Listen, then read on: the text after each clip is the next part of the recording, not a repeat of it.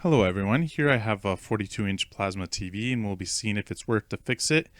These are the monsters of a guy's really heavy TVs, about 10 years old.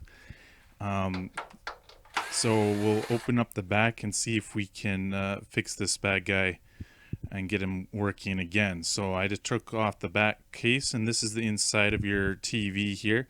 They're a lot more complicated than the newer modern TVs, but these guys last a long time. So this is the main processing board that does all the video inputs and things like that. Up here is your main power supply board. The older TVs, like plasma TVs, do require more voltages because you have these inverter boards on the side that go to high voltage to get the plasma screen to work here. So you have an inverter board like A and B on the left, and then you'll also have the other one on the right as well. So this TV kind of turns on, but just like a black screen, and it comes on and off. So I was seeing if there's something failing there, and since it's going on and off, I'm going to have a look at the power supply board. So I took that off and I had a close examination of the components there, because I know it's a power issue, because sometimes it works and sometimes it doesn't.